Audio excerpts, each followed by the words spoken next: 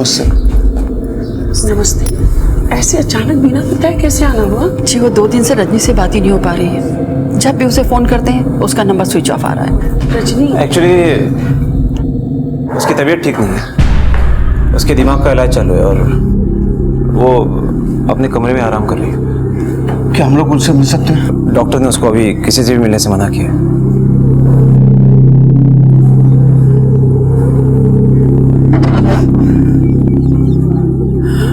पता नहीं क्या हो गया मेरी बच्ची को। ऑटो। बेटा, लोग बाहर जाके कुछ बवाल तो नहीं करेंगे? नहीं मामा, कुछ नहीं होगा। उज्जवल एक काम कर, उन लोगों को फोन कर बोल के अलर्ट हो जाए, किसी को भी रजनी से मिलने न दे। जल्दी फोन कर। कुछ नहीं होगा।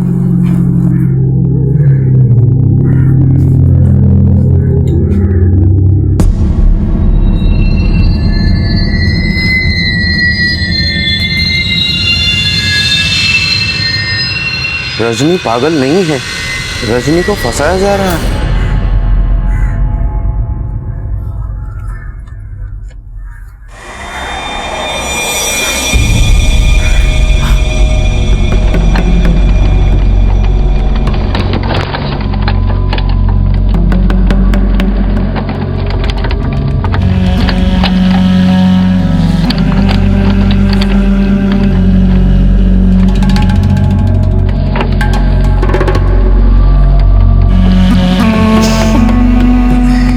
अच्छा हुआ इसके साथ। ये साबित करना चाहती थी कि मैं इसके साथ गलत कर रहा हूं। अब इसकी सारी जिंदगी ये साबित करने में निकल जाएगी कि ये पागल नहीं है।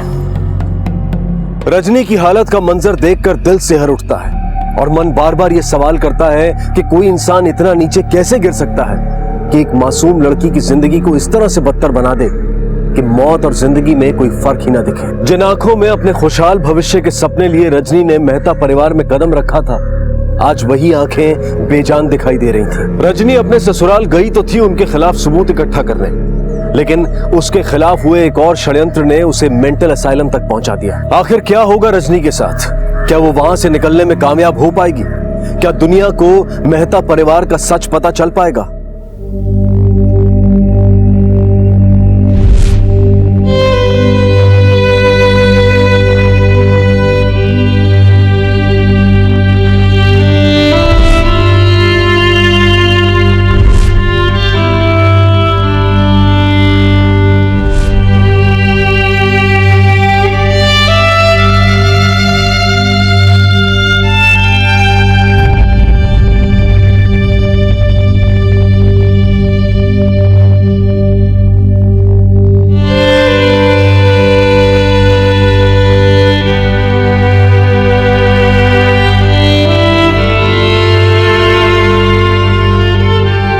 रजनी से मिलने गए थे, पर वो लोग ने रजनी से मिलने नहीं दिया।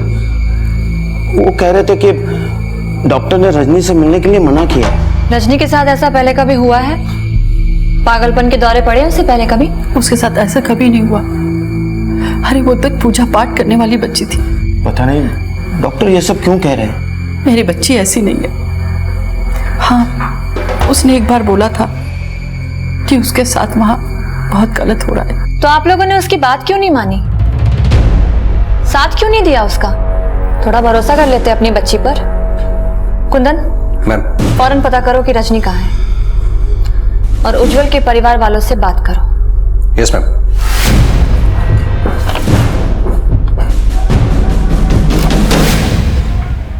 उठो मैडम, ये लो दवा खा लो अपना। शाबाश मैडम जी, चलो दवा का टाइम हो गया, खा लो और पानी पी लो।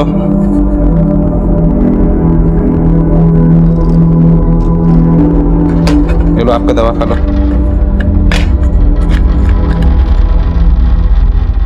दवा खा लो।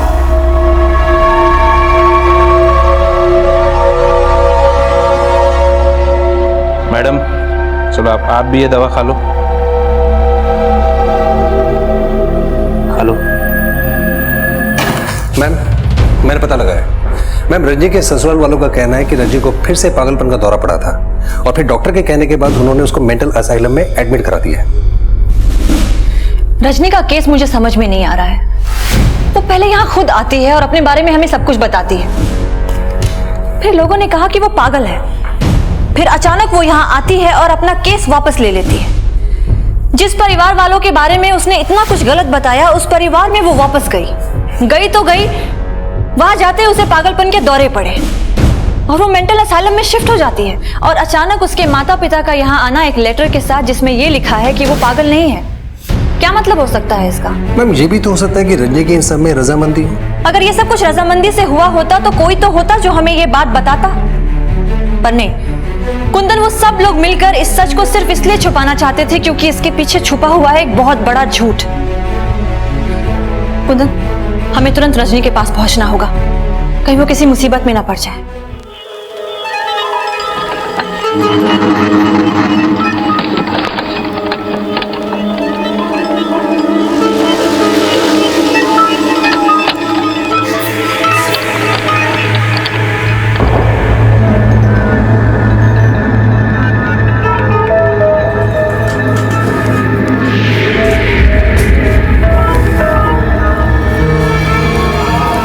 तेरा पहली बार है ना, सीख ले अच्छे से।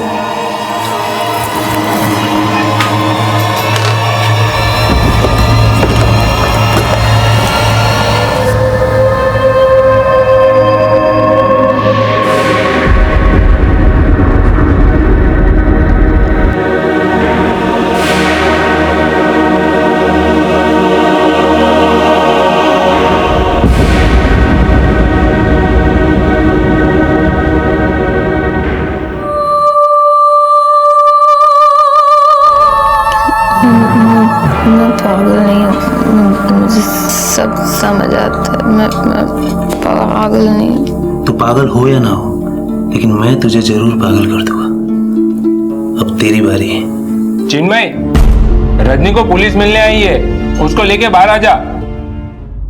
चल आज तो तू बच गई, लेकिन तेरा इलाज मैं ही करूंगा।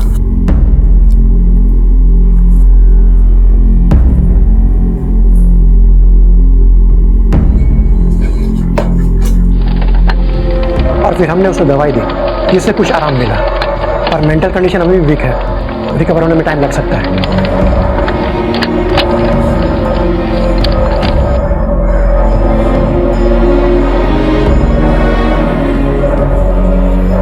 ये चोट कैसे लगी इसे?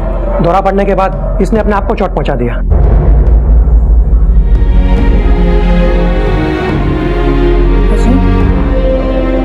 रजनी, कैसी हो तुम? आप कौन? देखा आपने, ये इसकी बीमारी का एक हिस्सा है। पहले आपको जानती थी, पर अब आपकी शक्ल भी याद नहीं है। इसी तरह ये कभी भी गुस्से में आ जाती है और फिर ये क्या कर जाती है, इसका होश इसे खुद को नहीं होता। यहाँ आने के बाद इसे बहुत बड़ा दौरा पड़ा और उस दौरान उसने अपने आप को चोट पहुंचा दिया, जिसकी वजह से हम इनके बच्चे को नहीं बचा पाए।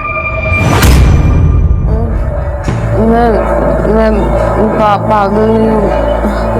मैं पागल नहीं हूँ। पेमेंट सबकी रेडी हो जाएगी ना? सबकी रेडी, कोई प्रॉब्लम। और जितने भी डायमंड मर्चेंट, उज्जवल साहब, वर्मा जी कैसे हैं? ठीक। आज का क्या इंतजाम है? आज संध्या भाभी आपके साथ रहेंगी। भाभी,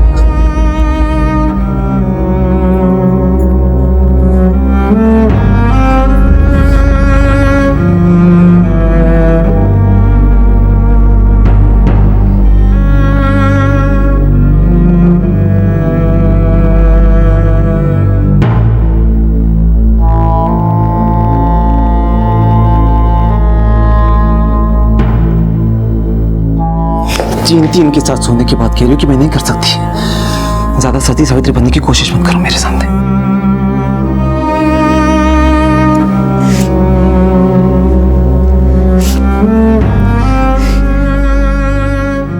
चलो सब लोग अपनी दवा खा लो, सेहत जल्दी ठीक हो जाएगी।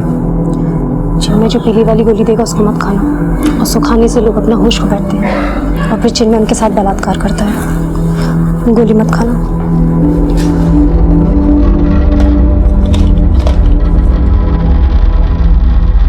दवा खा लो।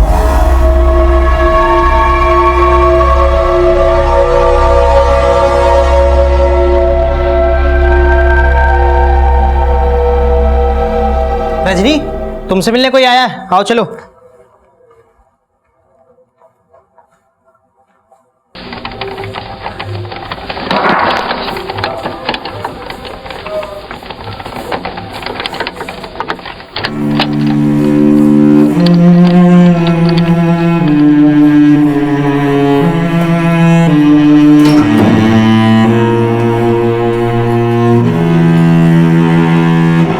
कैसी हो रजनी?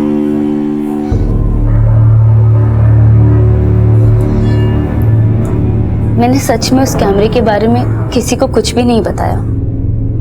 उज्जवल ने पहले ही सोच लिया था कि वो तुम्हें पागल साबित कर देगा, और मुझे इस बारे में सच में कुछ नहीं पता था। मुझे पता होता तो मैं तुम्हें पहले ही बता देती। भाभी प्लीज मेरी मदद करो।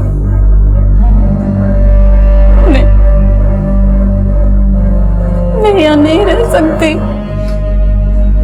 मैं सच में तुम्हारी मदद करना चाहती हूँ, लेकिन मुझ में हिम्मत नहीं। उन लोग को ये पता चल गया कि मैं तुम्हारी मदद कर रही हूँ तो कहीं वो मेरी बच्ची को ना मार दे। अब कब तक सहेंगे ये सब? और एक ना एक दिन तो सेजल को पता चलेगा ना। जिस दर्द को रजनी ने सहा था, उस दर्द का सामना संध्या ने भी किया था। फर्क सिर्फ इतना था कि रजनी ने इस सब के खिलाफ आवाज उठाई थी और संध्या कभी हिम्मत जुटा ही नहीं पाई, बल्कि वो इस दलदल को अपनी किस्मत मानकर बैठी थी। रजनी की गुहार ने संध्या को झकझोर तो दिया था, लेकिन संध्या के लिए मेहता परिवार के खिलाफ आवाज उठा पाना किसी जंग से कम नहीं था, क्योंकि रजनी की बगावत का अंजाम उसकी आंखों के सामने था। वहीं मेंटल असाइलम में बीत रहा एक एक पल रजनी के लिए खतरों से भरा हुआ था, क्योंकि उसके लिए इस बात का अंदाजा लगा पाना बेहद मुश्किल था कि कौन उसका हमदर्द है और कौन मेहता परिवार का बिछाया हुआ प्यादा जो उस पर वार करने के लिए घात लगाए बैठा था।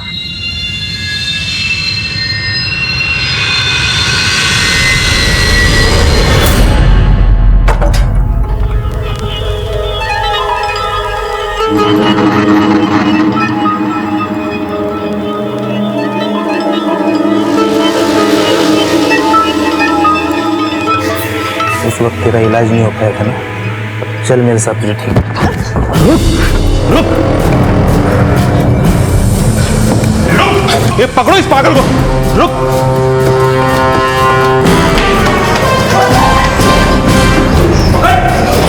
पागल को पकड़।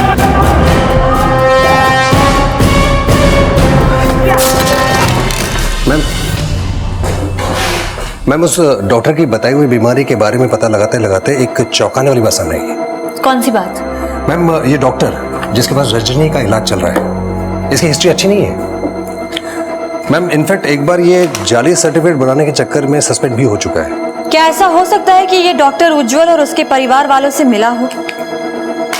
इन लोगों ने मिलकर जानबूझकर रजनी के बच्चे को मारा हो?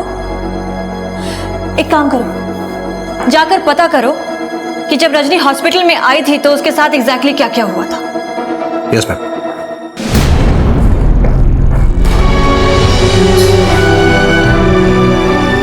चिन्मय जी सर। इसका खास ध्यान रखना। ओके।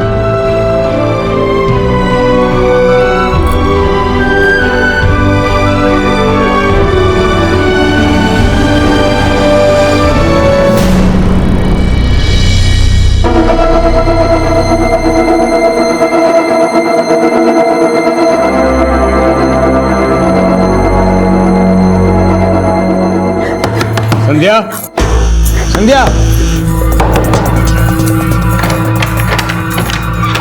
कब से वॉशरूम में हूँ? मिस्टर जैन तुम्हारा वेट कर रहे हैं, जल्दी जल्दी चलो। एक सेकंड चलो। हाँ हाँ कम।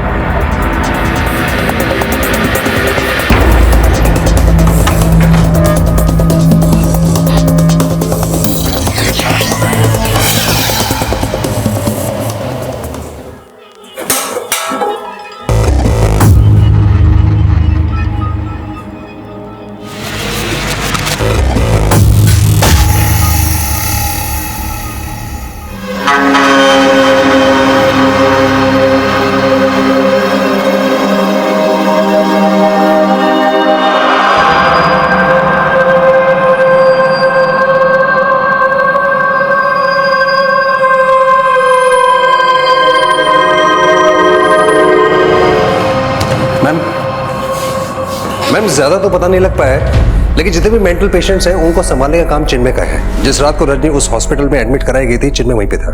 ये चिन्मय यहाँ पर कई सालों से काम कर रहा है। तो इसका मतलब ये हुआ कि वो उस डॉक्टर का काफी पुराना आदमी है।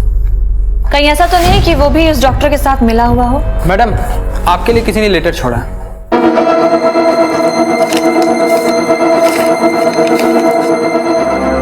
रजनी पागल नहीं है, रजनी को फंसाया जा रहा है। ये ऐसा ही सेम लेटर रजनी के माता पिता लेकर आए थे ना, उस पे भी यही लिखा था। एक सेकेंड।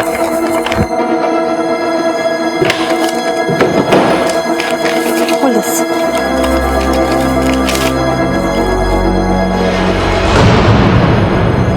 मैम, ये दोनों हैंडराइटिंग्स मैच कर रही हैं, पर ये लिखा किसने होगा? ये जो कोई भी है तो मेहता परिवार से ही, बहुत करीबी है, रजनी को अच्छी तरीके से जानता है। हॉस्पिटल गई थी तुम रजनी से मिलने, क्या लगा? हमें पता नहीं चलेगा। पापा को छोड़ दो। मामा इसको लेके जाओ इसको।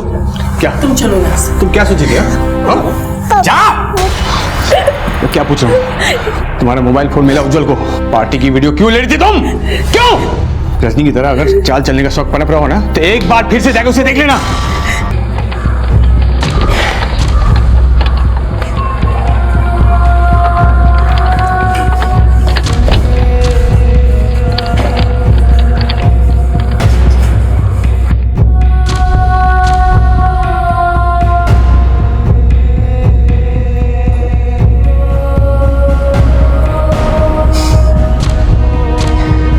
लगता है बहुत खातिरदारी हो रही है यहाँ पर।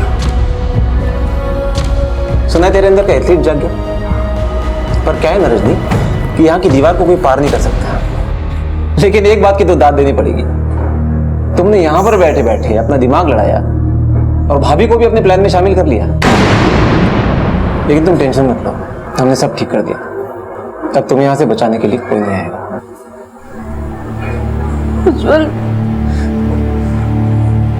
तुम जो बोलोगे ना मैं सब करूंगी।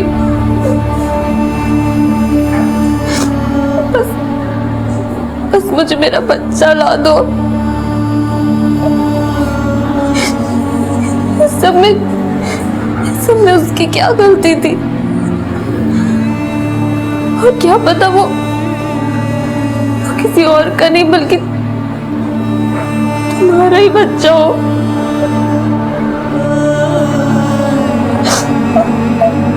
मुझे मेरा बच्चा ला दो।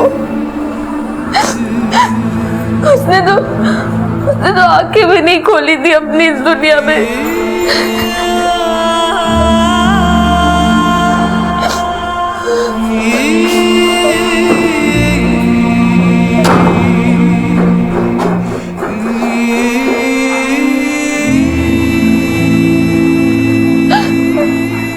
अत्याचार की पराकाष्ठा सहने के बाद अब रजनी का मन अगर किसी के लिए रोता था तो वो था अपने अजन्मे बच्चे के लिए, जिसे इस दुनिया की रोशनी देखने से पहले ही अंधेरे की गर्त में हमेशा के लिए धकेल दिया गया है। जो बच्चा शायद दुनिया के सामने रजनी की आपबीती साबित करने में मददगार होता, उस बच्चे को मार डालने की उज्जवल ने भरसक कोशिश की थी और वो अपनी कोशिशों में कामयाब भी हो गया था। लेकिन वो ये भूल गया कि वो जिस जान का नामो निशान मिटाना चाहता था वो शायद उसका अपना खून भी हो सकता था। एक तरफ जहां संध्या के बाद रजनी के लिए मदद की हर गुंजाइश खत्म हो गई थी, वहीं दूसरी तरफ कोई था जो उसकी इस दशा पर पसीज रहा था। रजनी की अंधेरी दुनिया में शायद रोशनी की एक किरण दिखने वाली थी।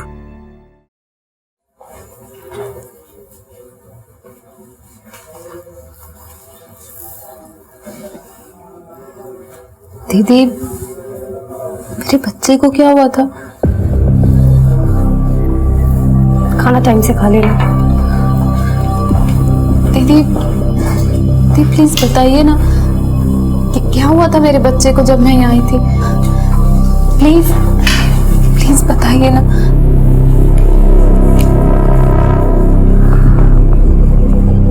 रजनी, जब तुम यहाँ आई थी तो तुम बेहोश थी, तुम्हें काफी चोटें भी लगी थी। हम लोगों ने तुम्हारा चेकअप किया, तुम्हारा बच्चा सही सलामत था, लेकिन डॉक्टर साहब ने तुम्हारे बच्चे को अबॉर्ट करने को कहा था।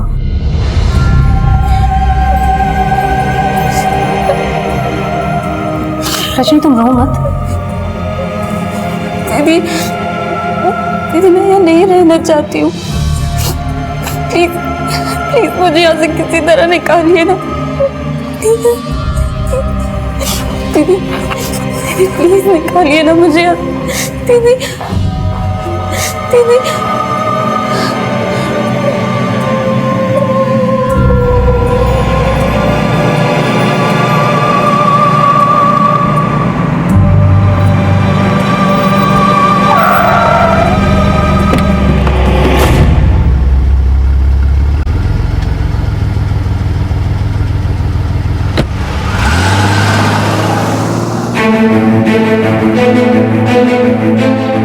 तो तुम भी उसी असालम में काम करती हो?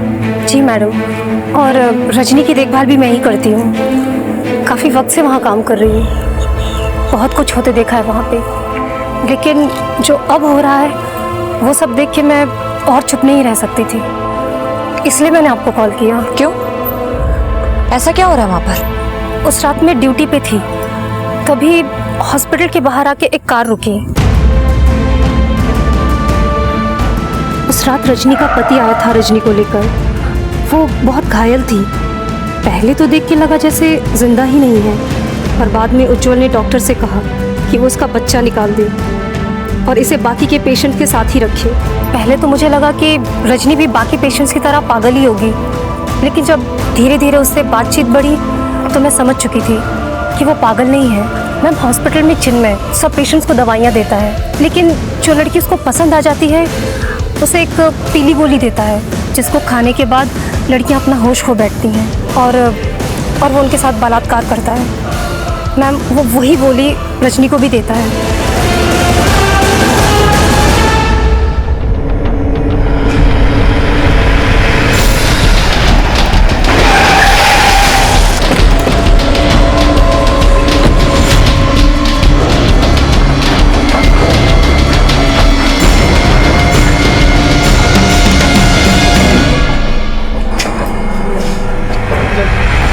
मैडम मैं सच बोल रहा हूँ मैडम, वो लड़की पागल है। उसने खुद से अपने बच्चे का नुकसान किया है, मैंने कुछ नहीं किया है। मैं क्यों कुछ करूं? ज्यादा चालाक बनने की जरूरत नहीं है, समझा? तेरे हॉस्पिटल की बाकी लड़कियों से सब पता चल चुका है मुझे, तो उनके साथ क्या क्या करता है। तेरे पास बस एक ही रास्ता है, या तो तू हमें सब कुछ सच सच बता, वरना निर्भया एक्ट लगाकर तेरी जिंदगी मौत से भी बदतर कर दूंगी। मैडम, ये सब मुझे उस डॉक्टर ने करने के लिए कहा था। तूने रजनी का अबॉर्शन जानबूझ के करवाया ताकि हमें यह पता ही ना चल सके कि उसके बच्चे का बाप कौन है। फिर तुम सब लोगों ने मिलकर उसे पागल बनाने की कोशिश की। बाकी पेशेंट्स की तरह तुम लोगों ने जानबूझकर उसे ऐसी वैसी दवाइयां खिलाई ताकि उसकी स्टेटमेंट की हमारी नजर में कोई वैल्यू ही ना हो। देखिए, ये सब आप क्या बोल रही हैं मुझे नहीं पता, झूठ है ये सब। रजनी मानसिक तौर से बीमार है। बस, कौन क्या है वो सामने लाना हमारा काम है। बहुत मोटी चमड़ी है ना तेरी, मैं भी देखती हूँ कितनी मोटी है। Kundan, yes ma'am. खातिरदारी में कोई कमी नहीं होनी चाहिए। मैडम मेरी बात।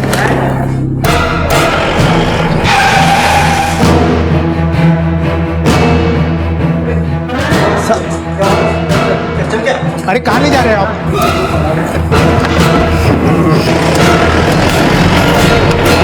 देखिए मैडम, उसका पागलपन बहुत बढ़ता जा रहा था। ऑलरेडी डॉक्टर से जिद करके मैंने उसको अपने घर पे रखवाया था, लेकिन उसकी हालत इतनी ज्यादा बिगड़ चुकी थी कि मैं क्या करता। मेरे पास कोई और दूसरा ऑप्शन भी तो नहीं था। फिर आपने उसका अबॉर्शन करवा दिया? मैंने ऐसा कुछ भी नहीं करवाया।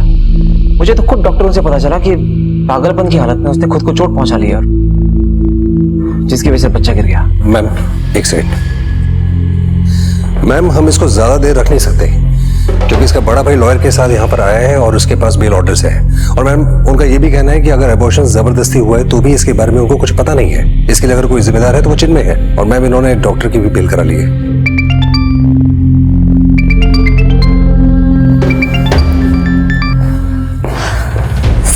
वृंदा, मुझे ऊपर से बहुत प्रेशर आ रहा है कि मैं तुम्हारा ट्रांसफर ट्रेनिंग डिपार्टमेंट में कर दूं।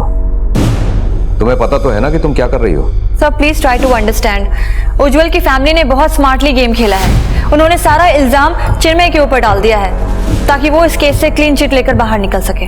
बट वृंदा, तुम ऐसे ही किसी के कुछ भी कह देने से किसी को बगैर सबूतों के कैसे गिरफ्तार कर सकती हो? फिलहाल एक काम करो, रजनी के लिए दूसरे डॉक्टर का इंतजाम करो और जब तक दूसरा डॉक्टर नहीं मिलता है उसको वहीं हॉस्पिटल में रखो। Is that clear? Sir please मुझे 1 हफ्ते का टाइम और दे दीजिए, मैं सच को सामने जरूर लाऊंगी। ठीक है वृंदा, लेकिन कुछ भी करने से पहले 10 बार सोच लेना। इस केस में कई बड़े नाम शामिल हैं। मैं तुम्हारी मेहनत और ईमानदारी से वाकिफ हूँ और मुझे तुम पर पूरा यकीन भी है, लेकिन कोर्ट में यकीन नहीं, सबूत चलते हैं। Thank you sir, I take care. Please जाने दीजिए, हम ऐसा मत करें। नहीं जा सकते, अरे जाने दीजिए बेटा, अरे वो नहीं मिलना चाहती आप लोगों से। सर 2 मिनट, नहीं ना, 2 वो मिनट नहीं बात करना मिलना है चाहती मुझे। आप लोगों से। प्लीज बेटा, सर, ऐसा मत करो बेटा। प्लीज सर, वो नहीं मिलना चाहती आप लोगों से। बेटे मेरी बात सुनो। नहीं, नहीं मिल सकते आप लोग। 2 मिनट, वो नहीं मिलना चाहती, मैंने कहा ना। मम्मी, आप जो बोलेंगी ना मैं वो करने के लिए तैयार हूँ। आप लोग जिसके साथ बोलोगे मैं उसके साथ सो जाऊंगी, पर प्लीज निकालिए मुझे यहाँ से, वरना मैं सच में पागल हो जाऊंगी। बेटा, तेरे साथ जो कुछ भी हुआ है उसके लिए मैं जिम्मेदार हूँ। काश उस दिन मैं तेरी बात मान लेता, जिस दिन तुमने हमें सब कुछ बता दिया था। माफ कर। क्या हो रहा है ये मीटिंग प्लेस नहीं है, प्लीज जाइए यहाँ से। प्लीज सिस्टर, इनको लेके जाओ कैबिन में, जाइए लेके जाइए। रजनी ने अपनी जिंदगी से सारी उम्मीदें छोड़ दी थी। एक आम लड़की को मानसिक रूप से इतना परेशान किया गया था कि उसके सब्र का बांध टूटने की कगार पर खड़ा था। शुरुआत में ही अगर उसके घर वालों ने उसका जरा सा भी साथ दिया होता तो शायद आज रजनी की हालत ऐसी नहीं होती। दूसरी तरफ इंस्पेक्टर बृंदा को इस केस को सॉल्व करने के लिए सिर्फ 1 हफ्ते का टाइम मिला था, लेकिन क्या इंस्पेक्टर बृंदा इस केस को सॉल्व कर पाएंगी? क्या रजनी इस नर्क से बाहर आ पाएगी? मैम, हमें उज्जवल के खिलाफ जल्द से जल्द सबूत इकट्ठे करने हैं और हमारे पास वक्त वैसे ही बहुत कम है। मैम, आई श्योर ये वर्क करेगा। ऑफ कोर्स कुंदन, अब तक हमारे पास जो भी हमें लीड्स मिले हैं उसमें ये लेटर्स बहुत इंपॉर्टेंट है। ये लेटर एक ही शख्स लिख रहा है जो चाहता है कि रजनी की बेगुनाही साबित हो। बस एक बार उसके बारे में पता चल जाए तो हमारे सामने काफी सारी चीजें क्लियर हो जाएंगी। बाय द वे, तुमने स्कूल में बात की? यस मैम, मैंने उनको इनफैक्ट इन्फॉर्म भी कर दिया कि वो इस बात को अपने तक रखेंगे। परफेक्ट।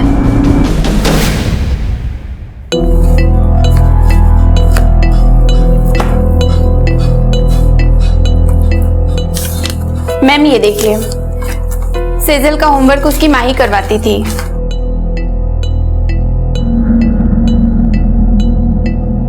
अक्सर सेजल को कुछ लेटर्स सिखाने के लिए उसकी माँ उसे लिख कर दिखाती थी। ये मम्मा ने लिख दिया और टीचर को बता देना कि मम्मा ने देख लिया। ठीक है, अब हम दूसरा होमवर्क करते हैं। यहाँ पर इस पन्ने संध्या? पर। हाँ क्या बात है, अभी तक तैयार नहीं हुई तुम? मैंने सुबह कहा था ना कि आज रात का प्लान क्या है? पर मुझे इसका होमवर्क कराना है। इसका होमवर्क होते रहेगा, मेरी डील दोबारा नहीं होगी। चलो जल्दी जल्दी जल्दी आ जाओ। मैं कहीं नहीं जाऊंगी। कैसी हो रजनी? ठीक हूँ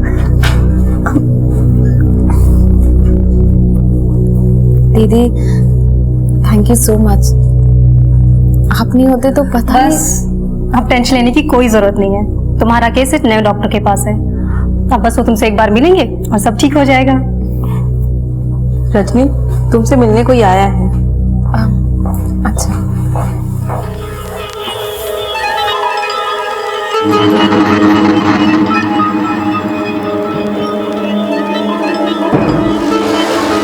पुलिस के पास जाकर तुम ये मत समझो कि तुम बच गई हो। इस पुलिस वाली का ट्रांसफर तो मैं करवा के आऊंगा, और बस तभी तक तुम बची हुई हो। और हाँ, अब ध्यान से सुनो, अब तक जो भी कुछ हुआ ना वो सिर्फ ट्रेलर है।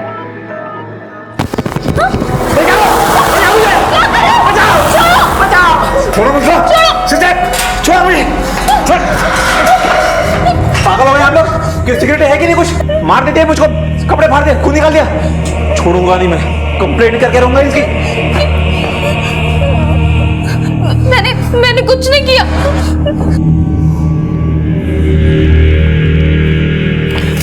डॉक्टर, मैं अभी रजनी से मिल के आ रहा हूँ। आप मुझे बताइए कि वो कब तक ठीक होगी। आप देख रहे हैं मेरी शर्ट फाड़ दी, ये देख रहे हैं मेरी क्या हालत कर दी उसने। अरे मुझे समझ में नहीं आता कि आप उसको खुला कैसे छोड़ सकते हैं। She is dangerous. आप शांत हो जाइए, रजनी का केस मैं हैंडल कर रहा हूँ, उसका अभी पूरा चेकअप बाकी है। उससे अगर किसी को खतरा है तो हम उसे सेपरेट वार्ड में शिफ्ट कर देंगे। और ऐसा करने की कीमत क्या होगी?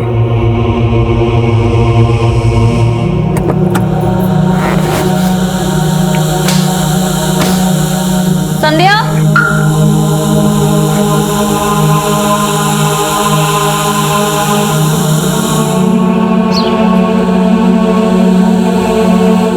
क्या कर रही हैं आप? छोड़िए। देखिए मैं बिल्कुल ठीक हूँ। बिल्कुल ठीक हो रही, लेट जाओ। ये क्या हो रहा है? क्या कर रहे हैं आप लोग? कुछ टेस्ट करेंगे, तुम डरो मत, डॉक्टर आ रहे हैं। पर मैं बिल्कुल ठीक हूँ। क्या चीज के टेस्ट? सब क्या हो रहा है? डॉक्टर मैं बिल्कुल ठीक हूँ। ये सब क्या कर रहे हैं आप लोग? घबराओ मत, तुम्हें कुछ नहीं होगा। मशीन लगाओ। मैंने कुछ नहीं किया, ये सब मेरे हस्बैंड ने किया। वो मुझे फंसाना चाहता है। मुझे मालूम है कि तुम बिल्कुल नॉर्मल हो। उज्जवल ने मुझे पैसे देने की कोशिश की, लेकिन शायद उसको ये पता नहीं कि जिंदगी पैसों से ज्यादा कीमती है। हमें तुम्हारी मदद करने दो।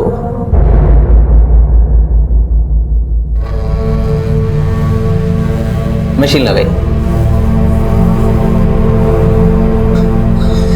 भाई ये नया डॉक्टर बिजवा तो बिका ही नहीं, उसने रजनी को क्लीन चिट दे दी है। अब कोर्ट में रजनी की गवाही में महंगी पड़ सकती है भाई। कोई बात नहीं, वैसे भी इंडिया को कुछ रखा नहीं।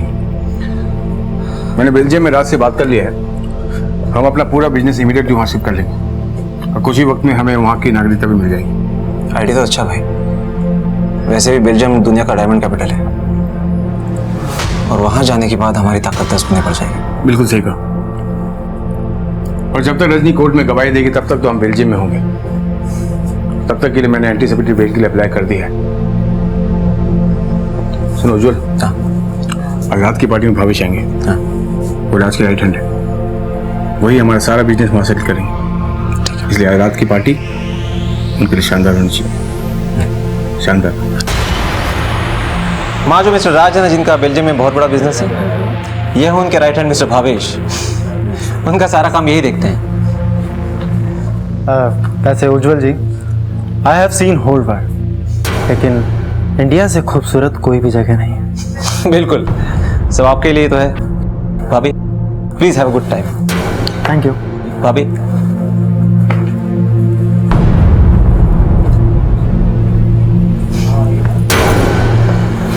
माँ मोहित कौन से? मोहित ने कभी बताया नहीं कि आप इतनी खूबसूरत हैं। खैर कोई बात नहीं, एक रात बहुत होती है एक दूसरे को जानने के लिए। बैठिए। ऐसे आप एक्सक्यूज मी, मुझे वॉशरूम जाना। हाँ it's okay, I can understand. जल्दी आइएगा। बड़ी अंडरस्टैंडिंग झाड़ रहा है, पकड़ो इसे। चलो ताकि ये कमरे में तलाशी लो। उज्जवल क्या हो रहा है सब? मुझे मैडम क्या है, आप मुझे जानती नहीं है, आपका ट्रांसफर करा दूंगा मैं। अब जेल में बैठकर ट्रांसफर करवाना मेरा। क्या? देखता हूँ कैसे जेल में डालेगी आप। क्या क्राइम कर रहे थे हम लोग? एक दूसरे के साथ मर्जी से सो रहे थे, किसी का रेप नहीं हो रहा था यहाँ पर। अपनी मर्जी अपने पास रख। तुम्हारे खिलाफ कोर्ट में जब गवाही पेश करूंगी ना, तो तुम्हारे होश उड़ जाएंगे। मतलब क्या है आपका? तुम्हारी बीवी तुम्हारे खिलाफ कोर्ट में गवाही देगी कि तुमने उसे लोगों के साथ सोने के लिए मजबूर किया है। अब इससे बड़ी गवाही तो कोर्ट में हो नहीं सकती किसी की।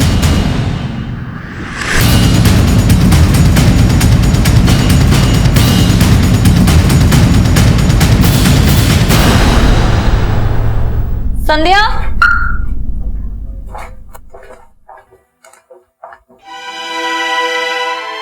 ये हैंडराइटिंग तुम्हारी है?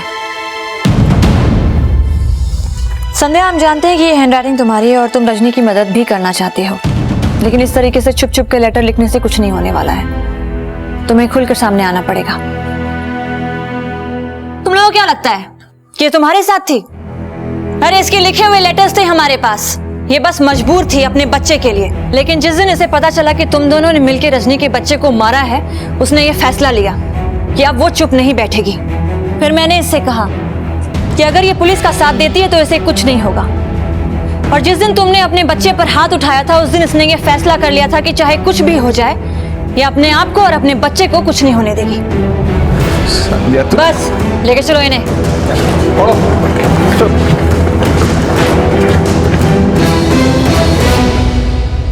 रजनी, तुम्हारे सारे रिपोर्ट्स आ चुके हैं, तुम बिल्कुल नॉर्मल हो। अब तुम कोर्ट में गवाही दे सकती हो। उज्जवल और उसके सारे साथी गिरफ्तार हो चुके हैं। इंस्पेक्टर वृंदा तुम्हारा बाहर इंतजार कर रही है, जाओ।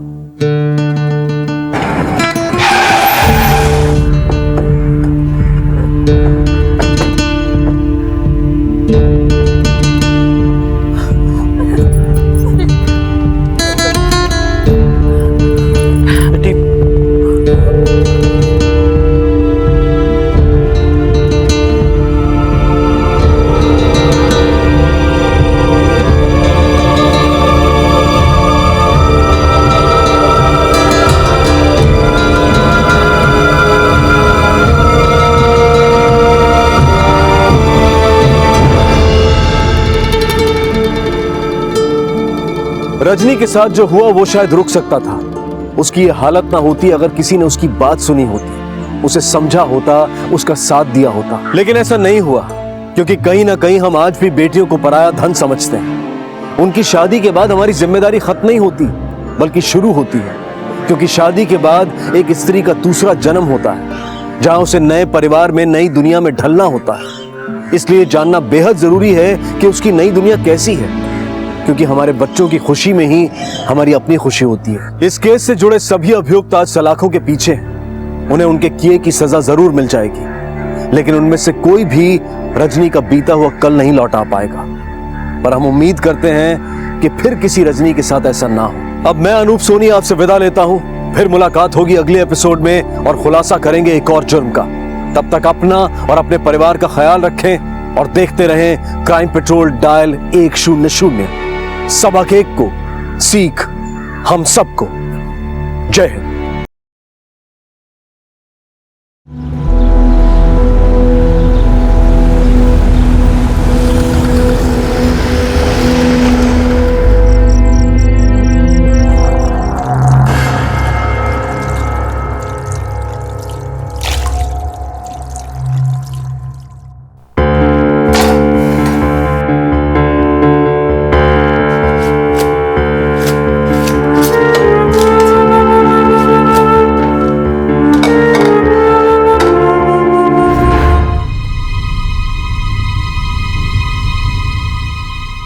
कौन थे ये लोग?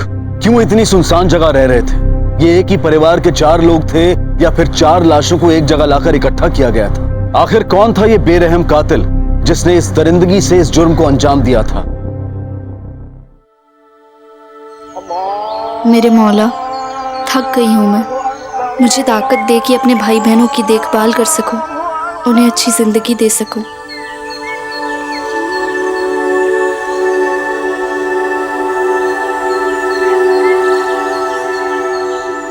बेटी, अल्लाह ताला के फजलो करम से तुम्हें बहुत लंबी उम्र मिले।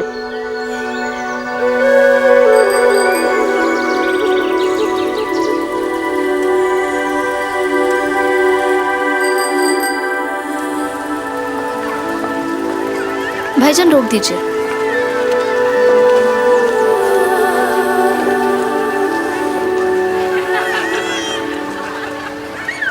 आधा किलो आलू दे दीजिए, थोड़ी सी मिर्ची और प्याज भी दे दीजिए आधा किलो। देखो बिटिया, पहले पुराना हिसाब चुकता करो, तभी हम सब्जी देंगे।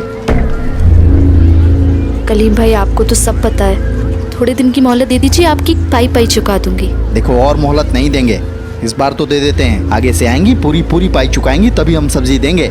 बिल्कुल बिल्कुल। क्या आधा किलो? आधा किलो आलू, आधा किलो प्याज और थोड़ी मिर्ची। लो बेटी, अब की ध्यान रखना। शुक्रिया भाई। डरा दिया ना? क्या पाप भी? एक्स्ट्रा क्लास से जल्दी छुट्टी हुई तुम्हारी? हाँ, स्कूल से क्लास गया, क्लास की जल्दी छुट्टी हो गई।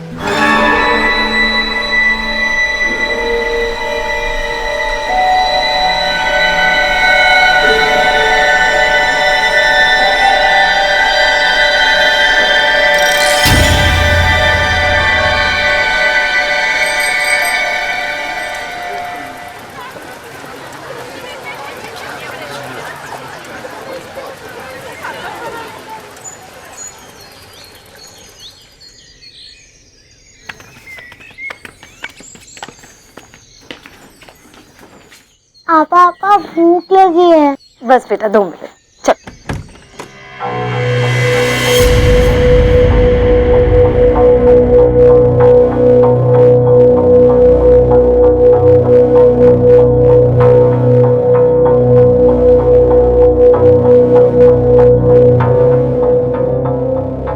अंदर जाओ।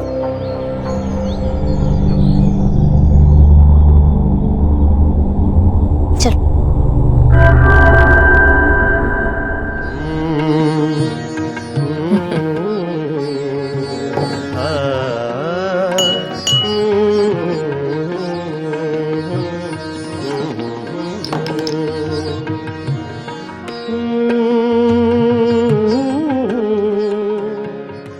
रिजू, सायरा, आगे तुम लोग।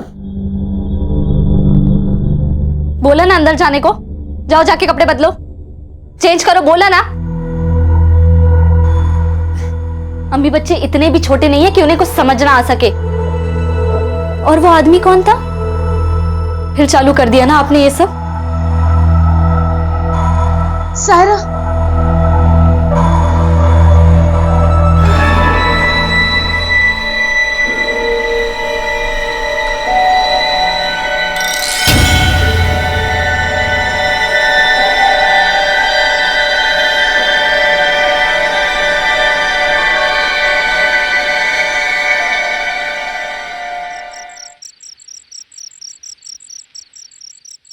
अच्छा तुम दोनों अपनी आंखें बंद करो।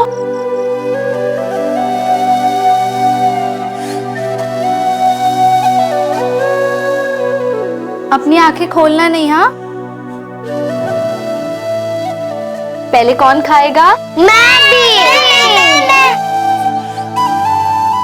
मैं नहीं करो, मैं तुम्हें अपने हाथों से खिलाऊंगी। आ करो। कैसा लगा कबाब?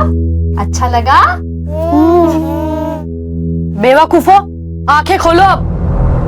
कबाब नहीं, आलू प्याज की सब्जी है। देखा, आपा ने आज फिर तुम्हें उल्लू बनाया।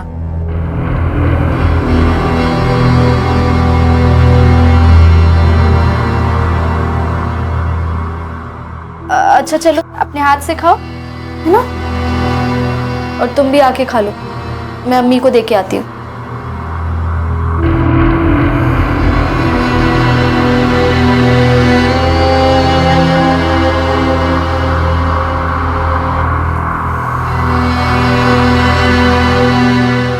अम्मी चलो खाना खा लो, भूखे पेट पीती हो, ठीक नहीं है ये।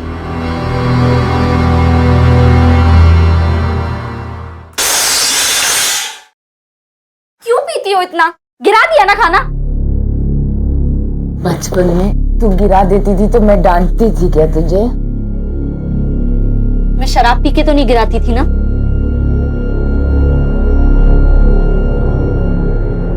चलो खाओ अब।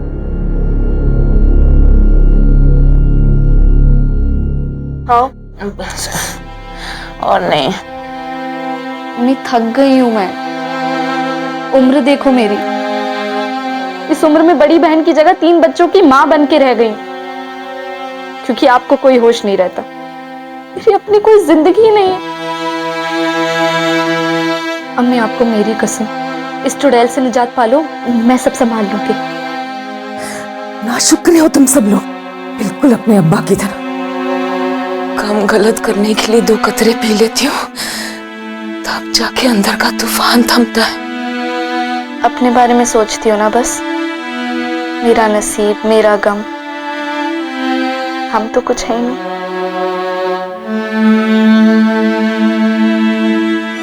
सोचो।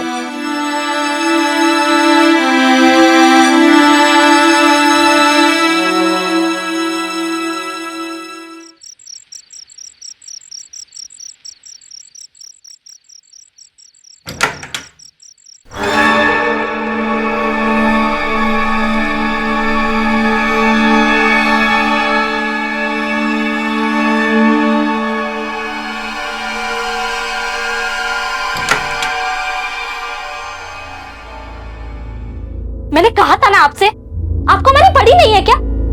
कोई और माँ होती ना, अपने बच्चों के बारे में सोचती।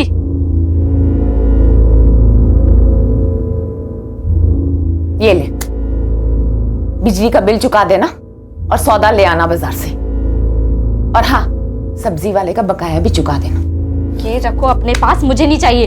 इसी पे पली बड़ी हो तुम। तुम्हारे अब्बा ने कोई टकसाल नहीं छोड़ी थी चांदी के सिक्कों की। अपने आप को बेचा है, तब जाके 2 निवाले डाल पाई हो तुम चारों के मुंह में। अम्मी तब की बात अलग थी, तब हमें समझ नहीं थी, अब समझ है। और आज के बाद मैं इस हराम की कमाई को ना हाथ भी नहीं लगाऊंगी। अब से इस घर में कोई भी मर्द आया ना, चली जाऊंगी मैं तुम्हें छोड़ के। कहाँ जाएगी? बाहर कौन से कालीन बिछे हुए तेरे लिए? हाँ, मैंने अपने लिए नई नौकरी ढूंढ ली है शहर में, वहीं पे जाऊंगी। और कुछ वक्त बाद अपने भाई बहन को भी ले जाऊंगी। आप यहाँ रहना करना अय्याशी। अय्याशी कर रही हूँ, अय्याशी कर रही हूँ। जख्म में हूँ, मेरी उम्र में सहारा ना हो किसी का तो जीना मुहाल हो जाता है, और औरत खूबसूरत हो तो जिस्म एक जरिया बचता है जीने का। ये सब मुझे मत बताओ, मैं चली जाऊंगी। चली जाएगी? मुझे छोड़ के चली जाएगी तू? माँ से ज्यादा आजादी प्यारी है तुझे। आजादी कहाँ है अम्मी? माँ तुम हो उनकी, लेकिन संभाल मैं रही हूँ। कोई एहसास भी है आपको कि आपके बच्चे आपके बारे में क्या सोचते हैं? आजादी की जिंदगी तो आप जी रही हैं। घर में जवान बेटी है अम्मी, कुछ तो लिहाज करो। जी तो करता है या तो अपनी जान दे दूं या किसी की जान ले लूं।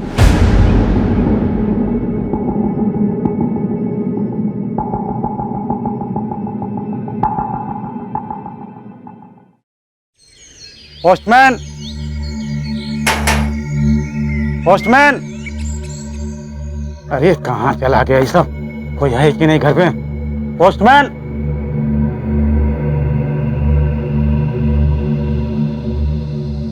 पोस्टमैन, ये बदबू कैसे आ रहा? अरे कोई घर पे है?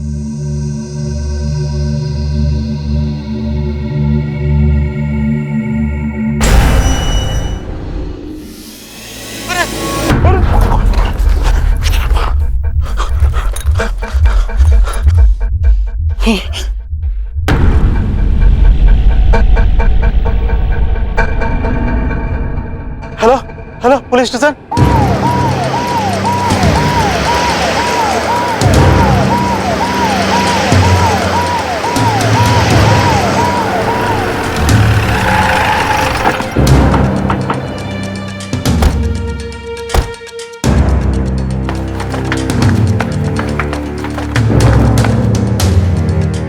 खोलो इसे।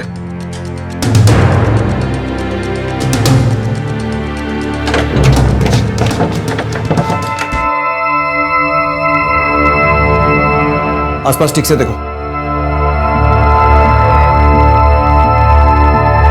चारों लाशें बुरी तरह से सड़ गई हैं। लगता है 2-3 दिन से ऐसे ही पड़ी हैं।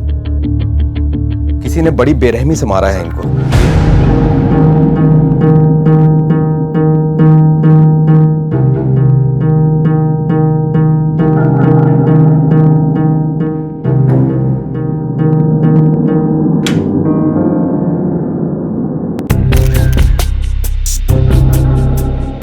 हैं खूनी बच्चे। घर में माँ बाप का भी कोई नामो निशान नहीं है, और इस सुनसान इलाके में अकेले रहते थे। आसपास कोई बस्ती भी नहीं है। पता कैसे चलेगा?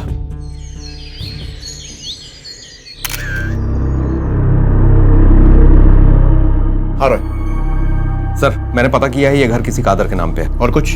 पास में ही एक धोबी घाट है जहाँ पर कुछ धोबी है। उसके पीछे एक चमड़े की फैक्ट्री है और कुछ ही दूर पर एक सब्जी मार्केट है।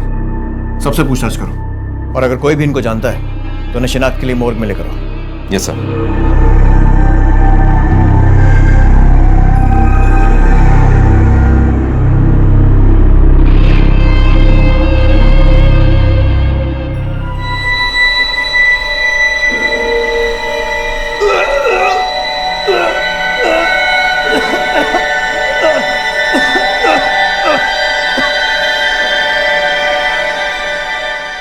माफ करना साहब, लाश देखते उल्टी आ गई। हो गया कार्यक्रम। कौन है ये लोग? साहब ये सायरा और उसके भाई बहन हैं, रिजवान, सोहेल और रजिया। और हाँ साहब, इनकी माँ भी थी, शबनम। माँ? लेकिन हमें तो घर में सिर्फ 4 बॉडीज मिली थी। कहाँ है इनकी माँ? अब हमको क्या मालूम साहब, 6 महीने ही पहले मकान किराए पर चढ़ाया था। उनकी फैमिली के बारे में कुछ अलग या कुछ अजीब था? हाँ साहब, मैं जब भी किराया लेने जाता था, दोनों माँ बेटी में किसी न किसी बात को लेकर झगड़ा रहता था। सच कहूँ साहब, सायरा को देखकर बहुत तरस आता था।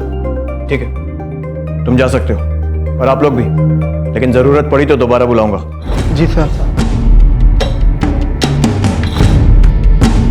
सर, माँ बेटी के बीच में बहुत झगड़े होते थे। बेटी तो रही नहीं, उसके साथ साथ उसके भाई बहन भी। सिर्फ माँ गायब है। कहीं ऐसा तो नहीं कि माँ ने ही ये सारा कांड किया हो और फरार हो गई? एक बार शबनम के घर जाकर बारीकी से तलाशी लेते हैं, कोई ना कोई सुराग तो जरूर हाथ लगेगा। 4 बेनाम लाशों को अब नाम तो मिल चुके थे, सायरा, रिजवान, रजिया और सोहेल। लेकिन ये किस परिवार के बच्चे थे? जब इनके कत्ल हुए तब इनकी मां कहां थी? वो अब तक गायब क्यों थी? क्या इस परिवार की किसी से दुश्मनी थी, या फिर मां ने ही किसी के साथ मिलकर इस जुर्म की साजिश की थी। एक बेहद उलझा हुआ केस पुलिस के सामने था, जिसका कोई सिरा हाथ नहीं आ रहा था। एक अंधी गली में सुराग ढूंढने की कोशिश की जा रही थी।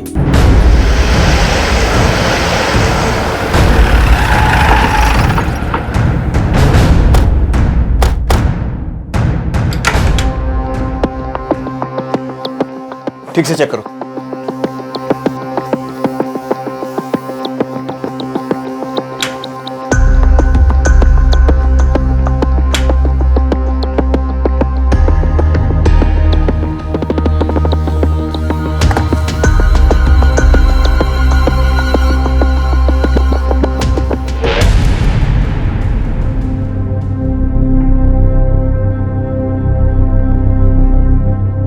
सर, ये स्कूल यूनिफॉर्म मिला है। मॉडर्न माउंट स्कूल का लोगो है इस पर। इस स्कूल से पता चल सकता है कि ये लोग कौन है। गुड।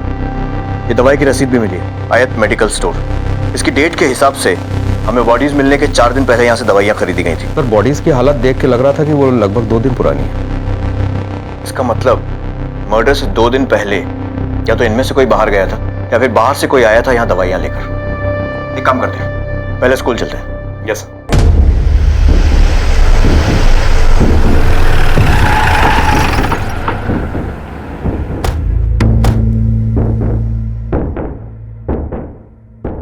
ये बच्चे आपके स्कूल में ही पढ़ते हैं? जी हाँ सर, ये तीनों बच्चे हमारे स्टूडेंट हैं। कहिए सर, क्या बात? तीनों का मर्डर हो गया। मर्डर? मुझे इनके एडमिशन फॉर्म्स देखने हैं, शायद उससे इनकी कुछ डिटेल्स मिले। इन लोगों के बारे में कुछ भी पता नहीं लग रहा है। Okay sir, 1 minute.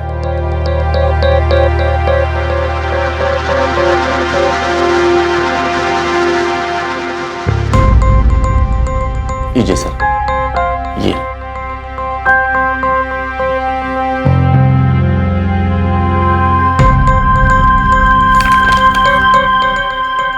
सर, इन पेपर्स के मुताबिक बच्चों की मां का नाम शबनम है। ये उसका फोटो भी है, ये देखिए। लेकिन सर, बाप का नाम उस्मान सिर्फ एक ही बच्चे के फॉर्म पर है। बाकी दोनों बच्चों के फॉर्म पर बाप का नाम नहीं है, ब्लैंक है। इनकी बहन फॉर्म भरने के लिए आई थी, इनकम्प्लीट फॉर्म, और कहा था बाकी डॉक्यूमेंट्स बाद में लगा देंगे। मुझे इन तीनों फॉर्म्स की कॉपीज चाहिए। Okay sir. रॉय, मामला टेढ़ा लगता है। शबनम के इन्फॉर्मेशन के हिसाब से वो डाइवोर्सी थी, पर डाइवोर्स के बाद बाप का नाम सिर्फ एक बच्चे के साथ है। कहीं उसने दोबारा शादी तो नहीं कर ली थी? सर, अगर उसने दूसरी शादी की भी होती, लेकिन बच्चों के नाम के आगे नए शौहर का नाम लिखा होना चाहिए था, लेकिन ऐसा नहीं है। हेलो, क्या? ठीक है सर, मॉर्ग से फोन था।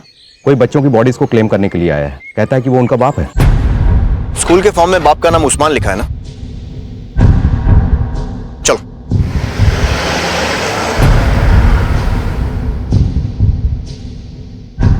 उस्मान। जी साहब। तुम ही उन बच्चों के पिता? हाँ साहब। कोई आईडी प्रूफ लाया? जी साहब।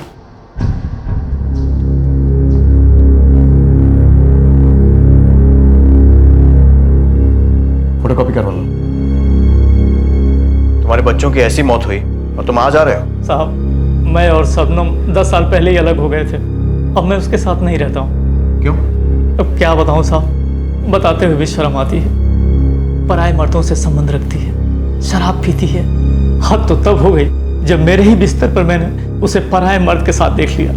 उसी दिन मैंने बोल दिया तलाक, और उस दिन के बाद मेरे उसके ताल्लुकात खत्म हो गए। और बच्चे, उनको भी छोड़ दिया?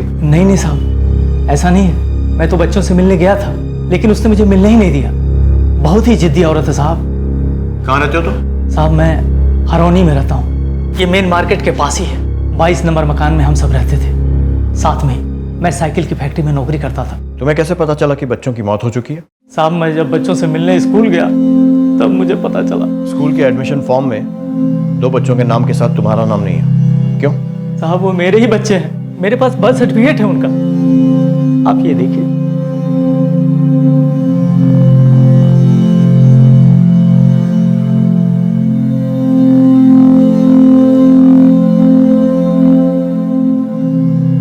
साहब, मैं अपने बच्चों को ले जाऊं? जीते जी मेरे बच्चों ने बहुत तकलीफ उठाया है।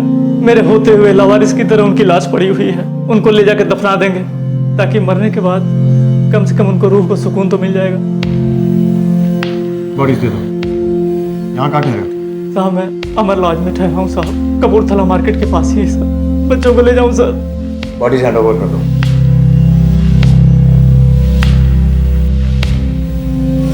ये रसीद आपके यहाँ से इशू हुई है, बता सकते हैं किसकी है?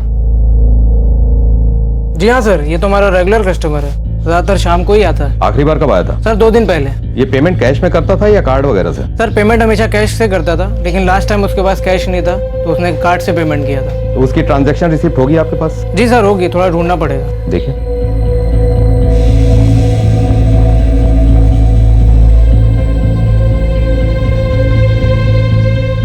ये रही सर।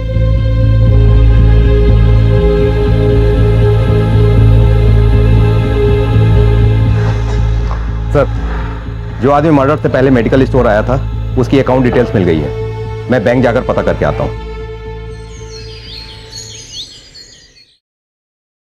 सर, उस आदमी की बैंक डिटेल्स मिल गई हैं। उसका नाम खालिद है।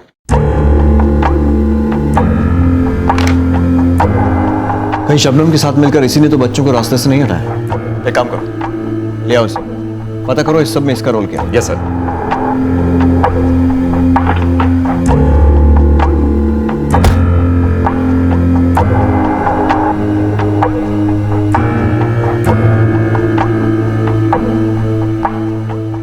सर, ये खालिद तो गायब हो गया। ठीक है, एक काम करो, अपना एक खबरी लगा दो उसके पीछे। ठीक है सर।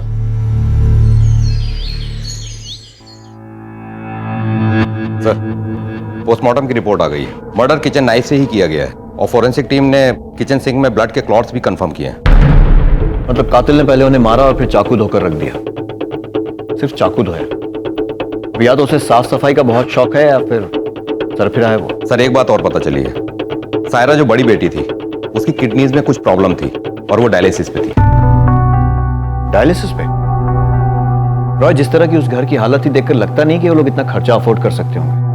मुझे किसी साजिश की बू आ रही है। अभी बच्चों का बाप आकर गया, उसने भी ऐसा कुछ नहीं कहा कि उसकी बेटी की किडनीज में कुछ प्रॉब्लम है। सर, एक बार लड़की के बाप से दोबारा मिले, हो सकता है इस केस में कुछ रोशनी डाल सके।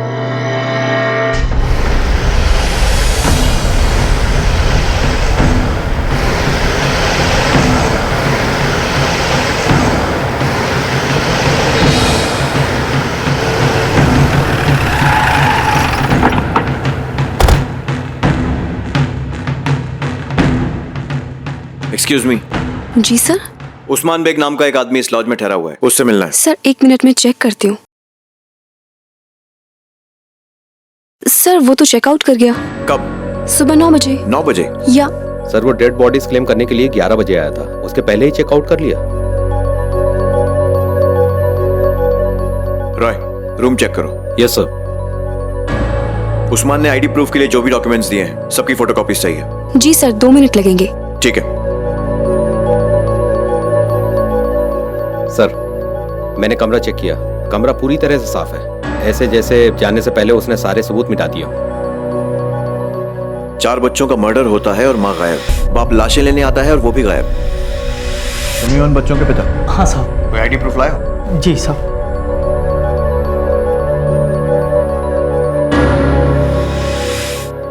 इस उस्मान ने जो भी डॉक्यूमेंट्स दिए हैं सबको क्रॉस चेक करो। Yes sir. चलो।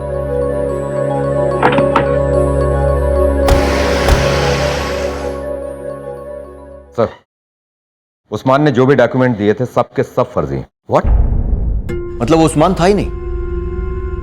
तो फिर इन बच्चों का असली बाप कहां है? और वो नकली उस्मान यहां क्यों आया था? और शबनम, उसका कुछ पता चला? सर, जिससे भी पूछताछ की सबने यही बताया कि लड़की ही घर संभालती थी।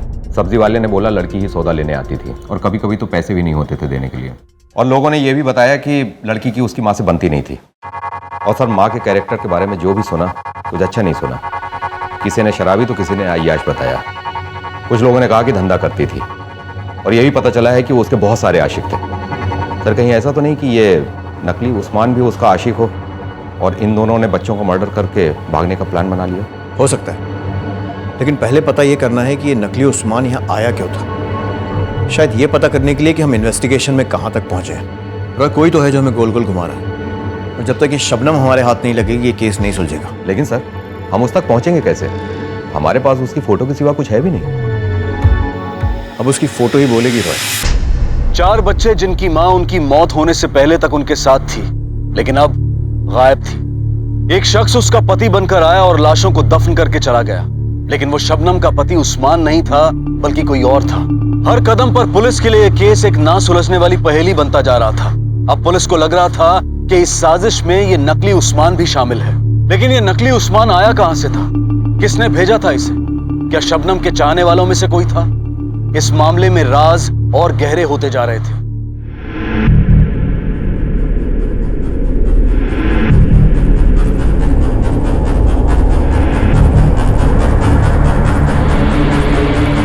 साहब, मैं इनको जानती हूँ। मेरा मायका सदरोना का है, ये भी वहीं रहती थी। इसका नाम शबनम ही है ना? हाँ साहब, पड़ोसन थी ये मेरी। इतने सालों बाद भी याद कैसे है तुम्हें? छोटा सा गाँव है साहब, सब एक दूसरे को जानते हैं। ये बेग खानदान की बहू है। पता नहीं क्या हुई, अचानक घर छोड़ के चली गई। पर सदरोना में अभी भी इसका खानदान है। उन लोगों को पता होगा इसके बारे में। ठीक है, तुम जा सकती हो। रॉय, अब सदरौना चलकर ही पता करते हैं कि शबनम नाम की औरत का रहस्य क्या है।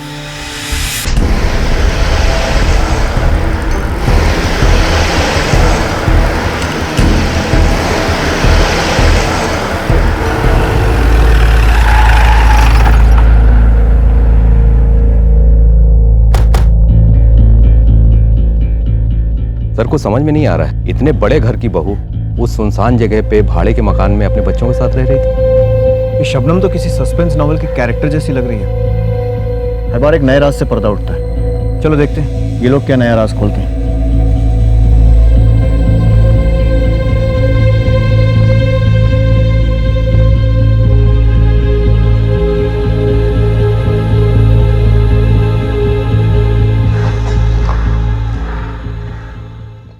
इस औरत को पहचानते हैं?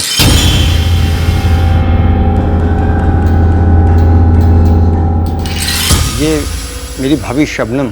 और आपकी तारीफ? मैं इनके शोहर का छोटा भाई हमीद, और ये मेरी बेगम इरम। अब क्या क्या जेठानी जी ने? वो तो आपको ही पता होगा। वैसे हैं कहाँ वो? जी हमें कुछ नहीं पता। दरअसल कई साल पहले ही हमने इनसे नाता तोड़ दिया था। क्यों? मैं बताती हूँ इंस्पेक्टर साहब। वो औरत डायन थी, डायन, बदचलन थी। इनके बड़े भाई के शादी के बाद भी उसकी अय्याशियां कम नहीं हुई थी। ना जाने कैसे कैसे मर्दों से ताल्लुकात रखती थी वो। एक बार तो उन्होंने मुझ पे बुरी नजर डाली थी, जिसकी वजह से हम दोनों भाइयों में झगड़ा हो गया था, और भाई साहब ने गुस्से में आकर मुझ पर गोली चलाई, जिसकी वजह से मेरा ये हाथ एकदम बेकार हो गया। और उसके बाद भाई साहब को जेल हो गई। शबनम का शौहर जेल में है? हाँ, उसके बाद हमने शबनम से साफ साफ कह दिया, तुम जैसी गंदी औरत इस घर में नहीं चाहिए। जब आप लोगों को पता था कि सारी गलती शबनम की है, तो आपने अपने भाई को जेल से छुड़ाने की कोशिश क्यों नहीं की? अरे पागल है क्या हम? मैंने ही मना किया था इनको जेठ जी को जेल से छुड़वाने के लिए। क्या बता फिर से आके गोली मार दे। लेकिन जनाब क्या बात है, आप इतनी पूछताछ क्यों कर रहे हैं? कुछ हो गया है क्या? शबनम पिछले 6-7 दिनों से गायब है और उसके 4 बच्चों का कत्ल हो गया है। 4 बच्चे? हमारे भाईजान के तो 2 ही बच्चे थे, सायरा और रिजवान। 2 ही बच्चे थे? हाँ हाँ, 2 ही बच्चे थे। जाने कहां से 2 गंदगी घर में लेकर आई होगी। अरे उसकी फितरत ही ऐसी थी। क्या जमाना आ गया कि शौहर जेल में है और दूसरे के बच्चे को पाल रही है। अगर मानना ही था तो उसे मारते। मासूम बच्चे को क्यों मारा? कुछ पता चला कि किसने मारा उन बच्चों को? जी नहीं, हम कातिल की तलाश में ही यहां तक आए। कब तक छुपेगा? ढूंढ निकालेंगे उसे। वैसे जरूरत पड़ी तो आपको फिर से तकलीफ देंगे। जी जनाब।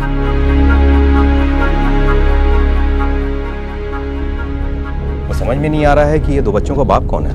अब हमारे सारे सवालों के जवाब उसका शौहर ही देगा। चलो।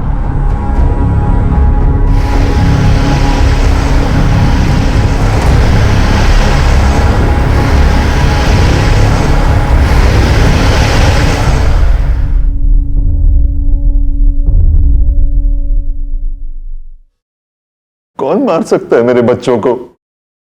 क्या दुश्मनी थी उनसे? वही गुत्थी तो सुलझाने आए। आपके घर से हमें 4 लाशें मिली। सायरा, रिजवान, सुहेल और रजिया। साहब, सिर्फ सायरा और रिजवान मेरे बच्चे थे। बाकी दो किसके थे पता नहीं। पता नहीं शबनम ने किसके साथ। तुमको जरा भी अंदाजा नहीं है कि वो कौन हो सकता है?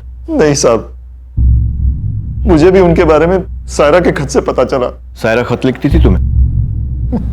हाँ साहब, कभी कभी आ जाता था उसका खत, कभी कभी वो मिलने चली आती। बाकी न कभी शबनम आई न कभी रिजवान। जिस बीवी के लिए तुमने अपने भाई पर गोली चलाई थी उससे कभी बात नहीं की?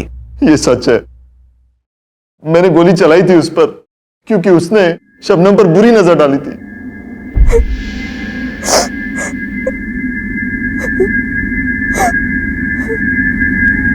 क्या हुआ शब्बू, तुम रो क्यों रही हो?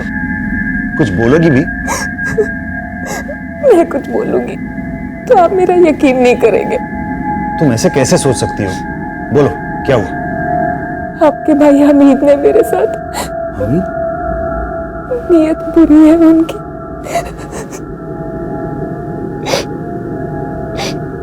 हमीद, तुम्हारी हिम्मत कैसे हुई अपने भाभी पे बुरी नजर डालता है?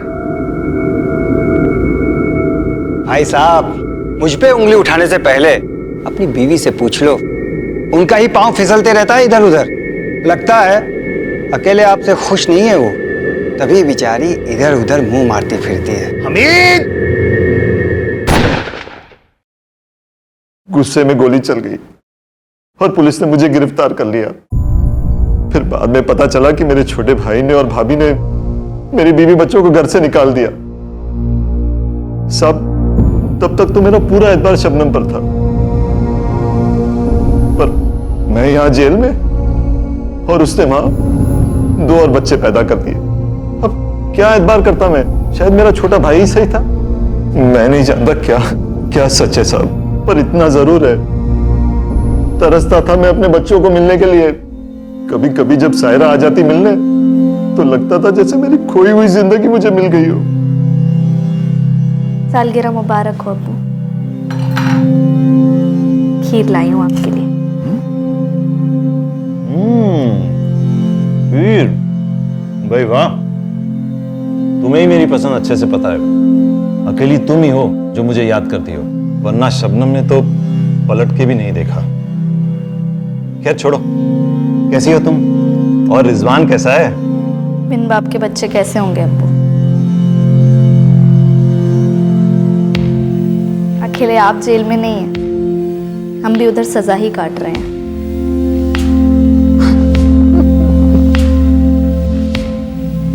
जब सायरा ही नहीं रही तो अब मेरी भी जिंदगी का क्या मतलब है? पर साहब, आपने शबनम के बारे में कुछ नहीं बताया। कहाँ है वो? क्या उसको भी मार डाला? मर्डर के बाद से वो भी गायब है। साहब, कहीं आपको तो नहीं लग रहा कि शबनम ने ही बच्चों को? हो सकता है, हमारे शक के दायरे में वो भी है। सर जेलर साहब बता रहे हैं कि उस्मान ने कुछ महीने पहले वकील को बुलवाकर अपनी वसीयत चेंज करवाई थी। तुमने अपनी वसीयत क्यों बदली? साहब, भाई और भाभी से रिश्ता खत्म हो चुका था, उन पर एतबार नहीं कर सकता था मैं, और शबनम पर तो कतई नहीं। इन्हीं दिनों मेरी तबीयत खराब रहने लगी। रिहाई की तारीख पास ही में है, मगर मुझे लगा अगर मुझे कुछ हो जाता तो मेरे बच्चों का क्या होता? सबसे ज्यादा नुकसान मेरी सायरा और रिजवान का होता। इसीलिए मैंने अपना हिसाब सायरा और रिजवान के नाम कर दिया। मेरे मरने के बाद उनको उनका हक तो मिलना चाहिए ना, लेकिन अल्लाह की कुछ और ही मर्जी थी।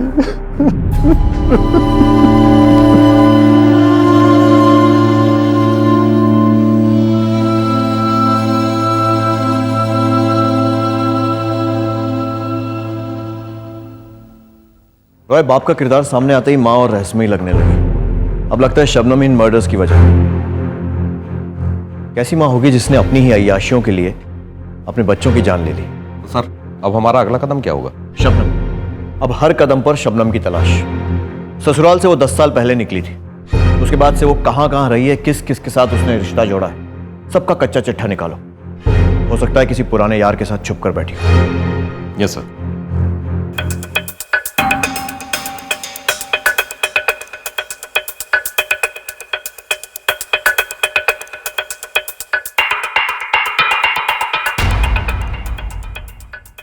हाँ रॉय सर, शबनम के बारे में अब तक जो जानकारी मिली वो ये है, ससुराल से निकाले जाने के बाद वो कुछ समय बिजनौर में रही। वहां पर एक स्कूल में उसने टीचर की जॉब कर ली, लेकिन वहां पर भी उसकी इन्हीं हरकतों की वजह से उसको नौकरी से निकाल दिया गया। पता चला कि वहां पर भी किसी जवान टीचर के साथ उसका चक्कर चल गया था। उसके बाद उसने 1-2 शहर और बदले। इस बीच दूसरों के साथ उसके अफेयर होते रहे। इस दौरान उसने एक बच्चे को जन्म भी दिया था। उस वक्त उसका अफेयर किसके साथ चल रहा था ये तो पता नहीं चल सका, लेकिन बच्चे को जन्म दिया था ये कंफर्म्ड है। रिकॉर्ड में बच्चे के बाप का नाम नहीं लिखा था। 1-1.5 साल पहले वो लखनऊ आई और कादर ने 6 महीने पहले उसको वो मकान किराए पर दिया।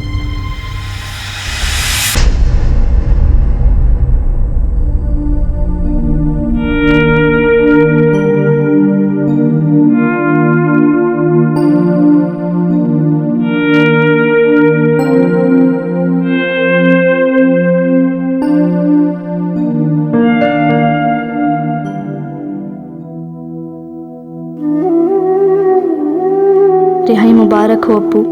खत ऐसे भेजा कि आपको रिहाई के वक्त मिले और मेरी ये ख्वाहिश आप पूरी करें। जिस दरगाह ने आपकी गैर मौजूदगी में मुझे सबसे ज़्यादा सुकून दिलाया, वहीं आप ज़ियारत के लिए ज़रूर आइएगा। वहीं अब हम मिलेंगे, ना कि उस जेल की काल कोठरी में।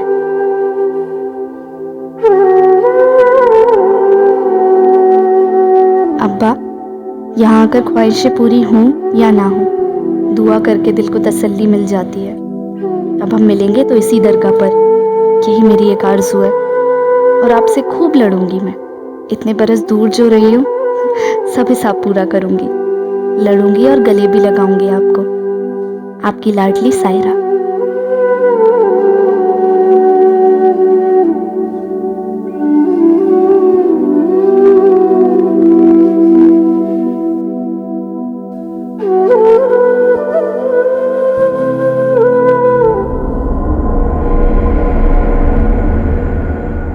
सायरा, सायरा बेटी,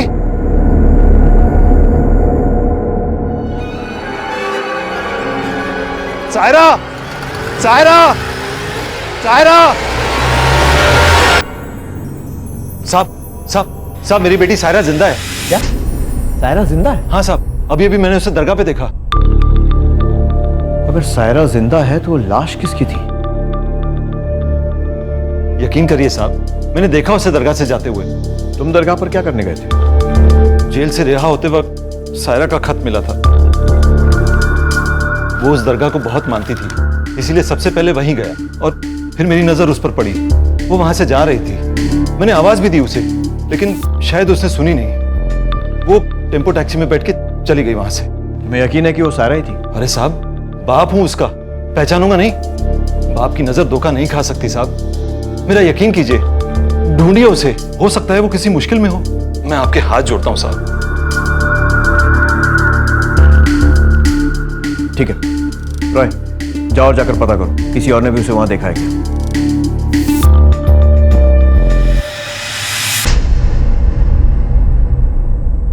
साहब, मैं रोज की तरह दरगाह पर बैठा हुआ था, तभी आप हजरत दरगाह शरीफ में हाजिर देने आए और करीब करीब उसी वक्त सायरा बिटिया भी रोड से गुजरी। दरगाह शरीफ को सलाम करके आगे वो टैक्सी गाड़ी में बैठ गई। आपने तभी उसको देखा और चिल्लाते हुए उसके पीछे दौड़े, लेकिन तब तक टेम्पो टैक्सी आगे बढ़ चुकी थी और उनसे मिल नहीं पाए। ठीक है, अब जा सकते हैं। सलाम साहब।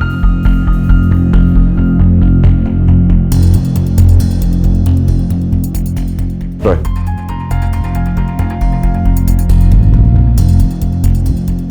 बॉडी की शिनाख्त मकान मालिक ने की थी ना?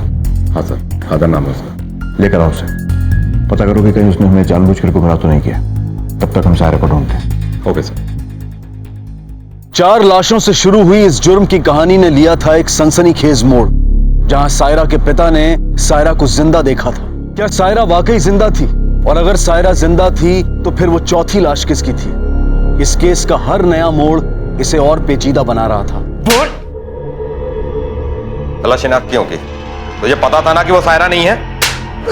बता दो सर, लाश का सर कुचला था और कद काटी कपड़े भी सायरा की तरह पहने थे। शक्ल पहचानने लायक नहीं थी, इसलिए मैंने सोचा सायरा ही होगी।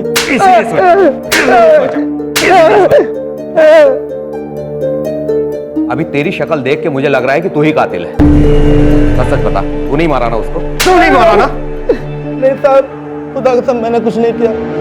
मैंने सोचा लाशें 4 बच्चों की होंगी, लाशें सड़ी थी, मुझे उल्टी भी हो गई थी, आपने देखा था। सायरा जिंदा है।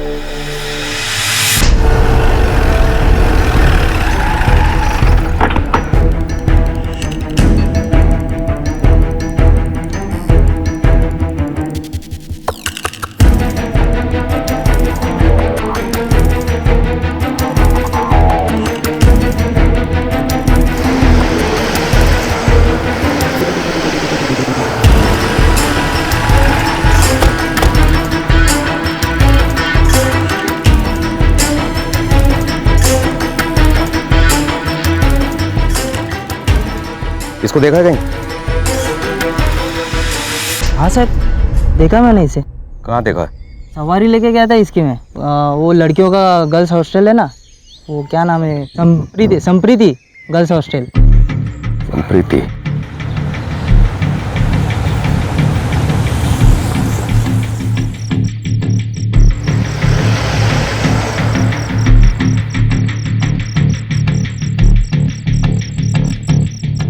मिस सायरा,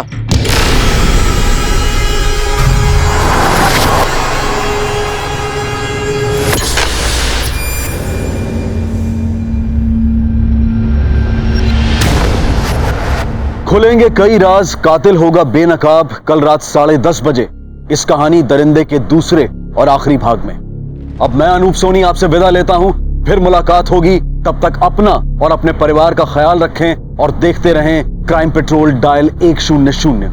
सबक एक को, सीख हम सबको।